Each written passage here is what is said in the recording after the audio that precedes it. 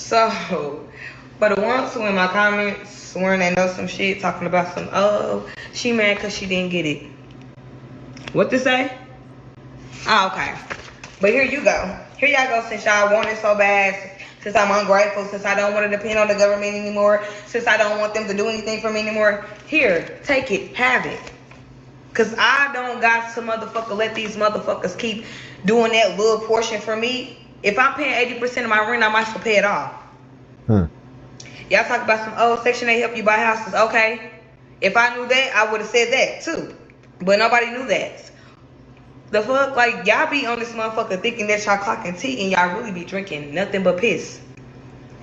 But like I said, here y'all go. Y'all want it? Here, come and take it.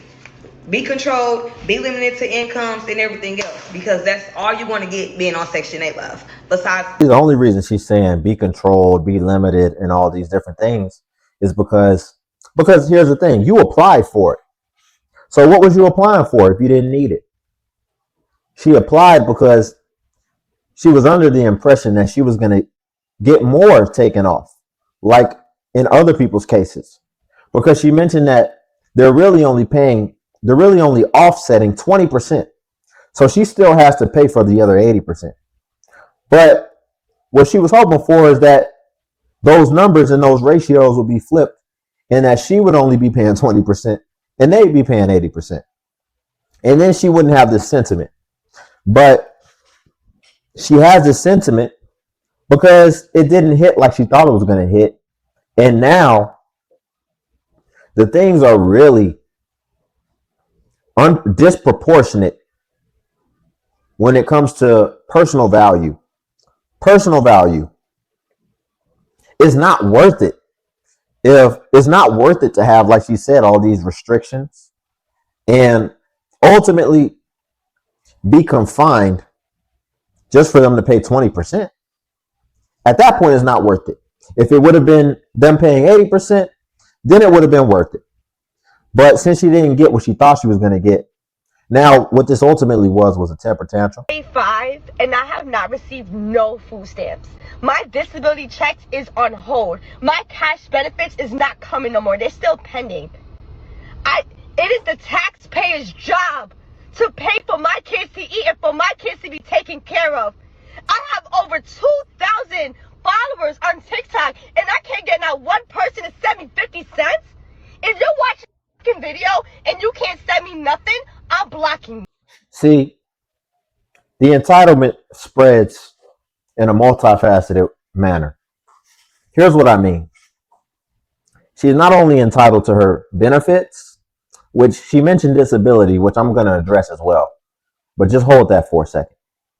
But the entitlement is also spread to the fact that she thinks that 2,000 strangers owe her something, right? If somebody decides to donate to your cause or to whatever you're dealing with, that's one thing. But to act like you're actually entitled to that just really shows your mindset. Now, she says she's disabled. Just off the look, she doesn't look disabled, as well as she looks like somebody who can communicate effectively, who can think pretty clearly, and obviously she has some type of following. So that's why I have to challenge this whole disabled thing now, because to be honest, she kind of already looked like somebody who would be like in corporate America or something. Like, look at her. She looks put together like a corporate type of person. And there's a lot of corporate jobs that are remote. So I don't see why you can't work. You weren't going to be out in the field somewhere. You weren't going to be digging ditches anyway. So if you do have some type of physical disability, why can't you work behind a laptop? Like, are you telling me that you're disabled to the point to where you can't work behind a laptop? Because there are tons of jobs like that. Cybersecurity is booming right now, especially with, the tension between China and Russia. And I believe that's going to be a part of warfare eventually, cyber attacks and things like that. So you could learn that skill set. I just don't understand why you can't work ultimately in the new age, but Food stamps is back, especially for Thanksgiving and for the children. I'm so happy. But I want to address to all y'all haters out there. Y'all be hating on people on Section 8 talking about, oh, y'all only pay $50. Let me tell you something. I'm on Section 8 and I pay $1,000. They make sure I give up that money. And I'm not on food stamps because they say I make too much money. My disability doesn't allow me to work. And as far as me, like, explaining myself to y'all, I'm explaining myself so y'all can stop with this charade. Oh, y'all living in Section 8, y'all only pay $10, $25. That's not true. That is not true. I don't know where y'all get that information, because whatever income you bring in this house, they make sure they get that money. So for all y'all talking shit that y'all don't know what y'all talking about, leave us alone. Stop hating on us because we got it and you don't. Stop fucking hating, you hater. Y'all some fucking. It's funny, right? Because she really addressed a lot of the previous things we've already spoke about with those other two cases. Now, here's what we can address that I'm curious about. What I'm curious about is, it sounds like we have people applying for benefits hoping that they get more than what they ultimately get, and then they don't really qualify to get enough that really makes too much of an impact, which the first lady, I disagree. I think 20% makes a big impact. Hey, give me some assistance and cover 20% of my expenses. I'll happily take it. But it's not a big enough impact as far as what the entitled mindset was expecting.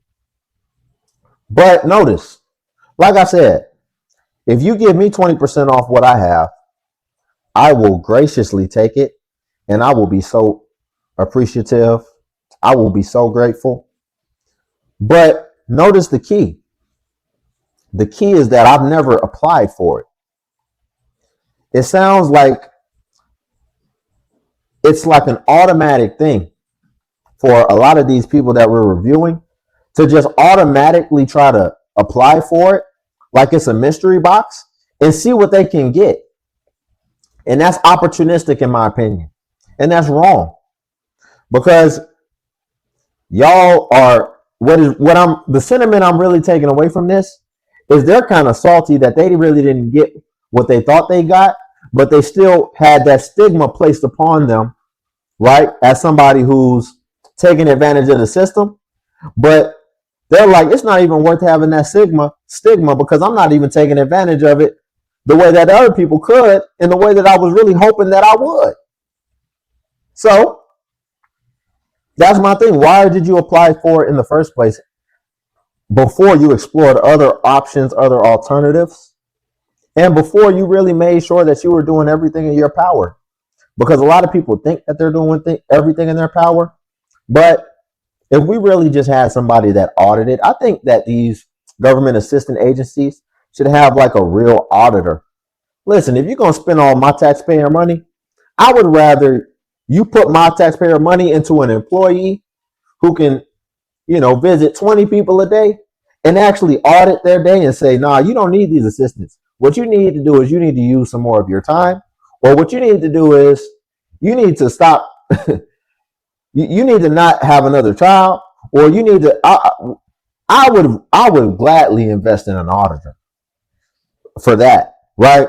Because the government has auditors, but they're auditing the people that's working hard to make sure we're not, not putting something. I thought y'all was upset about the SNAP benefits being cut off.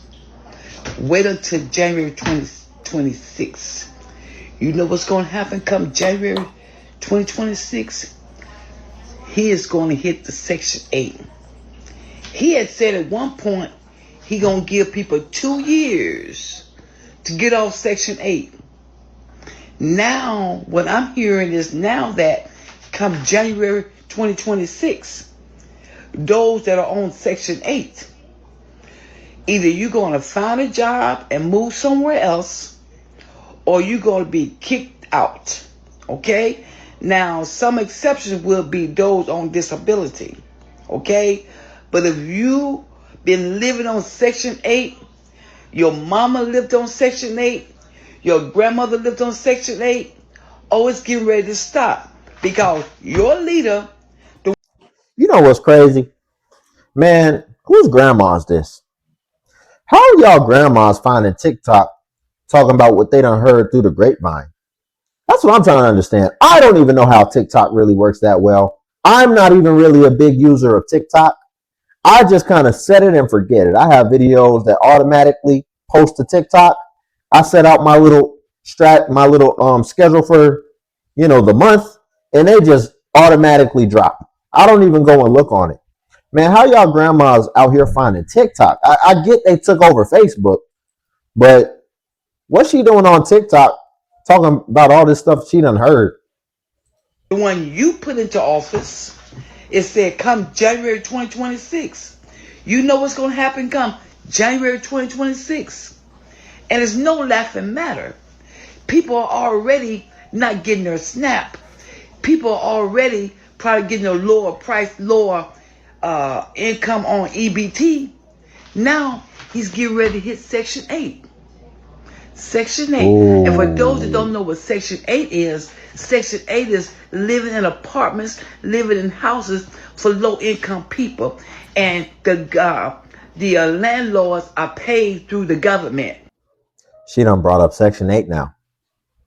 I wonder how long, if she's been on it, I wonder if she's on it, how long she's been on it. Because she seems pretty passionate about that. And there's been a lot of people been on that for decades. And, for you to be on it for decades, you would have to be around her age. Right?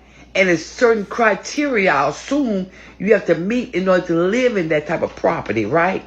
Now, the Section 8 being worked on, people being kicked out, the government stopped paying.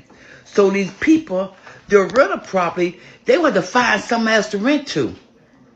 Okay? It's a lot of people in America. It's a lot of people in these United States that are on Section 8. There are people on Section 8 in every state. Okay? It's going to affect everybody that's on Section 8. And this is going to affect the property owners because they're not getting money. It's going to affect the real estate investors because they're not getting money. Y'all, the curtain has failed. The curtain has dropped. Talk to him, Granny. So you worried about the property owners? You ain't worried about no property owners. Stop it. Please stop it. Yeah. I don't even want to address that. I mean, take it for what you see. We're just going to end it there for today. Y'all like the video. Please like the video. It helps more than you even think. And then YouTube also has a hype feature. And what the hype button does is it helps us smaller content creators. And it basically pushes us to the capacity as the larger content creators. So if you could hype the video, it will help tremendously. And then Patreon's link below if you want to see self-improvement content as well. But until then, I will see you all in the next video.